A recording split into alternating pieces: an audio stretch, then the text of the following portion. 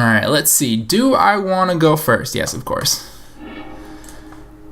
Ugh, swamp. The one swamp in the damn deck. Oh boy. This would be a really risky keep, because if my birds gets killed, I've got Jack. I can't, I don't think I can risk that. Alright, this is a little better. Doesn't matter where I put that because I'm going to be Inquisitioning on the first turn.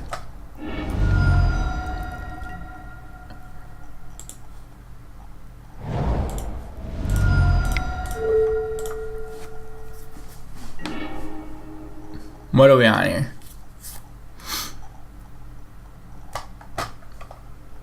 Tron.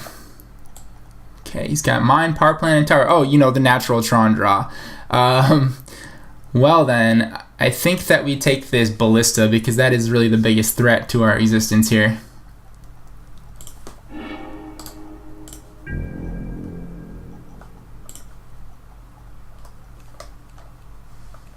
Now, Infect is naturally pretty good against Tron. However, I'm not sure how black-green Infect is against Tron. This one is a little less aggressive than blue-green, it seems, because of needing my 3-drop Infect creature.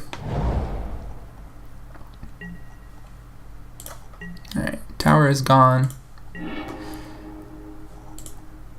Let's get him again. Take at least one of those stirrings. Oh, Oblivion Stone. Okay. Well, he doesn't have any eggs yet, so I think we're just gonna go after that Oblivion Stone and pray.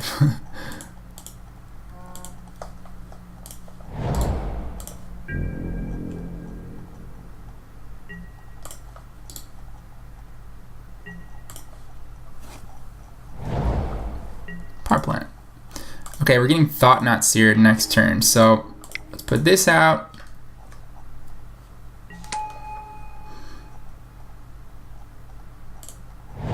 And yeah, I'm gonna shock that. We'll just get in there for 2.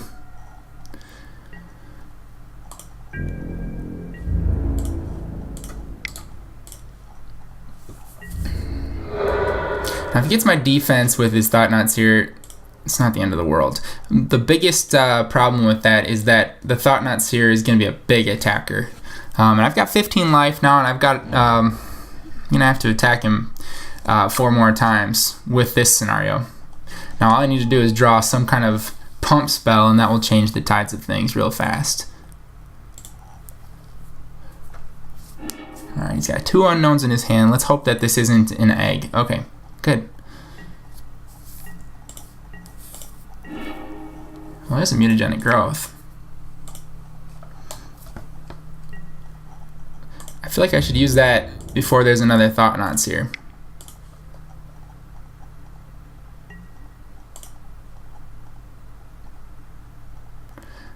Does he have Spatial Contortion? I don't think these decks play Spatial Contortion very often. Alright, there we go. If he had Spatial Contortion and I saved the Mutagenic Growth, we would have been in business, because that would have been a swing in our favor there. We would have won the game. Because I could respond to that, pump him to a 4/4, then it gets +3, -3, so he's going to be taking 7 damage instead of just 4. Alright, 1 pump spell. There it is. Let's see here. We don't need this to do 6. So I'm just going to attack. Hoping that the same scenario holds true. Block. Alright, we'll go for it.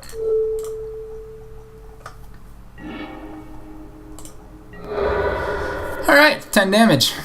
Easy. Okay, cool. So we're going to want Thoughtseize in this case. The Fatal Pushes can go. They don't do anything against that deck. Viridian Corrupter can come in. And let's see, I'm tempted to put a Nature's Claim in, but don't think it's needed. Let's do 1 claim and, well, man, is it worth it? Screw it. I'm going to risk it. We're going to go for more Inquisitions. Hopefully for some early disruption. So the Scrying is tempting. I'm not exactly sure what this is, what the function of the Scrying is. Perhaps to get the Inkmoth Nexuses when needed, but we've also seen the mana is pretty weak in this deck, so could be that you just need to fix sometimes and also get your Pendelhaven in other times. It kind of turns into a utility knife for the deck, providing all three different functions though: mana, creature, and pump. So that might be right, actually. It's a little slow. I just want to erase him. Let's keep it as is. We're going to try this. The Inquisition was pretty perfect. It was pretty clutch for that last game, so we're going to give it another chance to do what it does. Now, Fatal Push can kill a Walking Ballista. It can also kill a Thought-Knot Seer if I've got Revolt, but killing a Walking Ballista is mostly irrelevant because it's just going to lose its counters and kill my creatures anyway.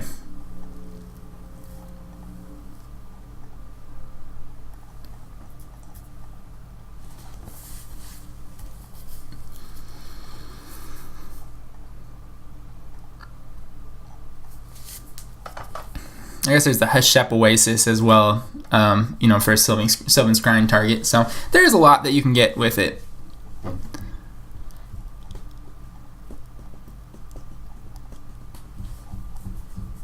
Well, he's really thinking about this one. It's likely not a very common matchup for his deck. All right, I've got 2 Nexuses and I've got some discard. I think I'm gonna try this. I've got some pump. Ghost Quarter. All right. Well, Ghost Quarter is pretty strong against us, against this opener at least.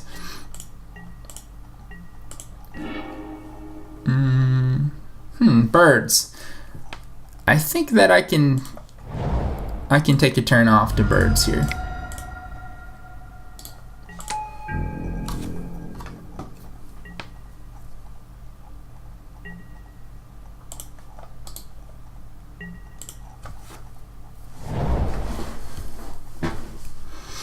Cavern of Souls. He must be on kind of like an Eldrazi Tron blend.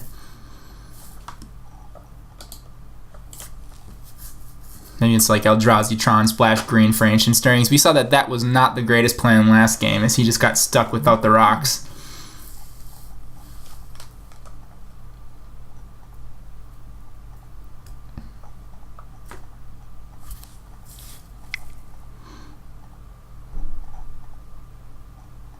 I hope he feels the need to Ballista this thing. Okay, shit. That will do it. Was not expecting that card. However, the Nature's Claim would not have mattered in this situation. And unfortunately for Mutagenic Growth, while I pay 0 for it, it is a 1-mana spell.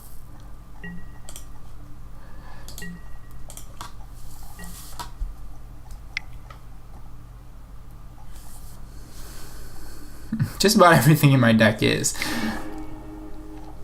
Now I might want to just, I think I should just be casting these spells so I can get them in my graveyard to fuel the Become Immense.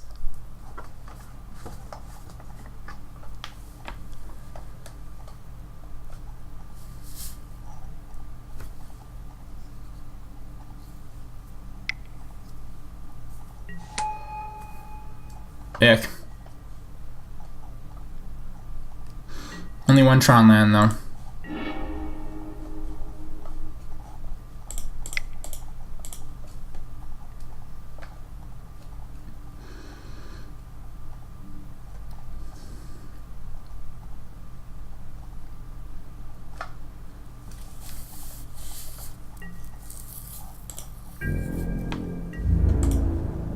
Alright, dealing 1.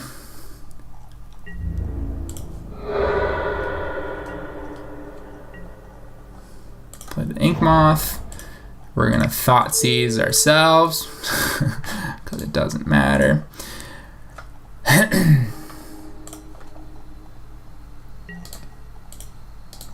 Now, I'm going to keep the Mutagenic Growth because I can always dump that in my graveyard. If it looks like I don't have enough mana to dredge a Become Immense, I can keep the free spells in my hand, like the Mutagenic Growth, so I can pop them into my yard for a functional Simian Spirit Guide activation there. If my opponent's paying close enough attention, that might be relevant. It's more likely that it won't really matter, but it's a little bit of edge that I'm going to get from a pretty dire situation, so it's worth it. Okay, here we go. Animate and attack. Now, one of these is going to get a Ghost Quarter, so I'm going to do both of them. Then I can drop a land and then play my Plague Stinger second main. Yeah, so there's the one.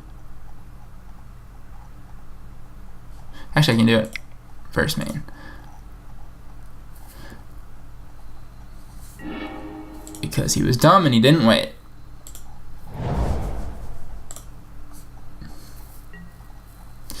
Which is great because this actually keeps him off Oblivion Stone mana even longer, and he can't put a token on his Chalice right now either.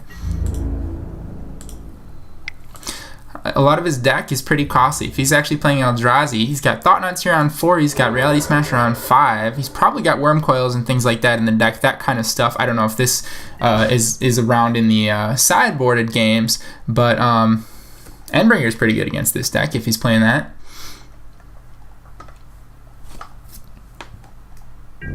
Of course, he's got to survive long enough to cast an Endbringer, which is quite a bit of an ask in this matchup.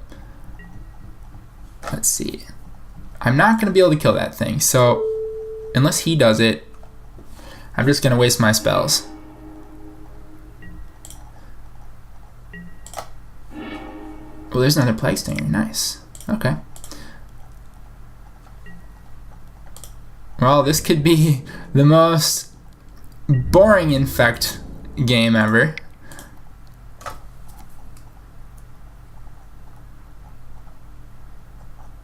Alright, let's put him at... Oh, he's dealing with one of them. Warping Whale. Alright, that's fine.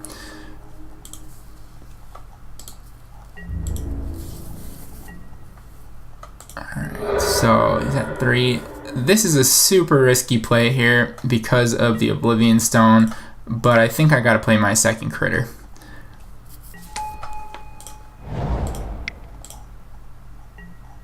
Now, if I can only draw that Viridian Corrupter next turn, maybe he'll just miss another land drop too. That's another possibility. Nope. In fact, it's a Tron land. So now we're really on the edge of our seats. Ugh. Disgusting. Alright, well now I got 2 guys. It's going to make his decision which one to kill harder if he's going to try to Warping Whale them.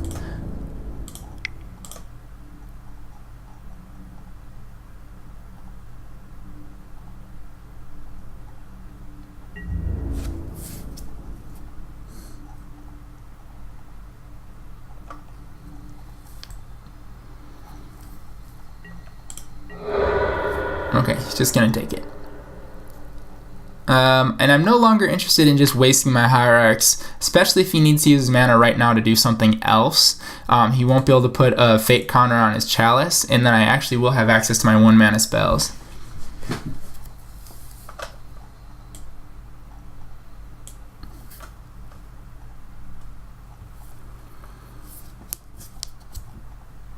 Let's see what's happening here. He's already been dealt damage, so if he thinks he's going to kill my creature, well, that's fair. I mean, sometimes against Infect, it is worth killing the creatures after they deal damage so that you don't get blown out by a pump spell, and then you're just taking 1 Infect damage. It's a risk-reward situation, and it's usually always better to do it that way. When he's got a Chalice on 1, though, he's pretty safe, unless he is worried about Become Immense, which is relevant.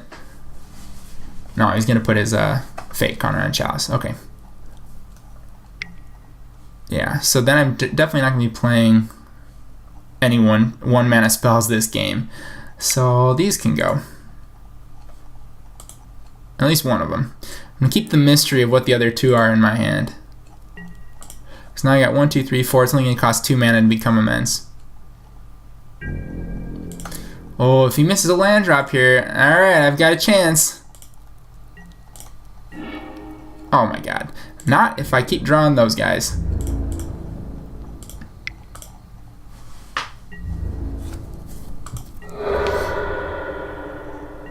Maybe it'll be nice and put a fake card on one of my creatures. Even the birds, I wouldn't be upset about the birds. No, he missed another one. Alright, Tron does play a greedy 18 lands sometimes. Sometimes 19, sometimes 20. Interesting. Yeah, that doesn't do anything here. Okay.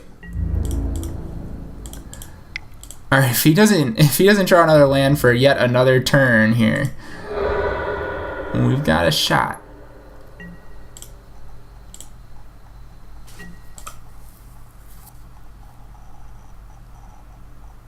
Oh god, we got so lucky.